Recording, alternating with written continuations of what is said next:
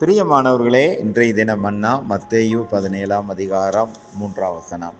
அப்பொழுது மோசேயும் எலியாவும் அவரோட பேசுகிறவர்களாக அவர்களுக்கு காணப்பட்டார்கள். பிரியமானவர்களே, ஒரு நாள் ஆண்டவராய் இயேசு கிறிஸ்து தனக்கு பிரியமாயிருந்த 3 சீசர்களை ஒரு உயர்ந்த மலைக்கு மேலாக கூட்டிக் கொண்டு போய் அவர்களுக்கு முன்பாக மறுரூபமானார். அப்பொழுது மோசேயும் எலியாவும் அவரோட கூட பேசுகிறவர்களாக காணப்பட்டார்கள். மோசேயின் மூலமாக நியாயப்பிரமாணம் கொடுக்கப்பட்டது. ஆனால் கர்த்தராகிய இயேசு கிறிஸ்துவின் மூலமாய் கிருபையும் சத்தியமும் கொடுக்கப்பட்டது.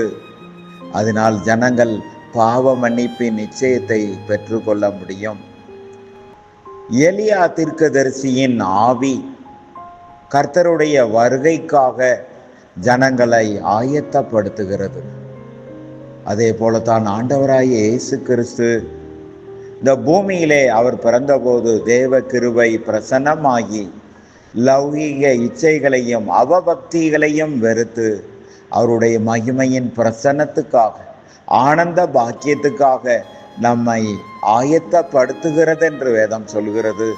பிரியமானவர்களே, இந்த கடைசி நாட்களில் நாமும் ஆண்டவராகிய இயேசு கிறிஸ்துவின் மூலமாக அவருடைய வருகைக்காக நாம் ஆயத்தமாவோம்.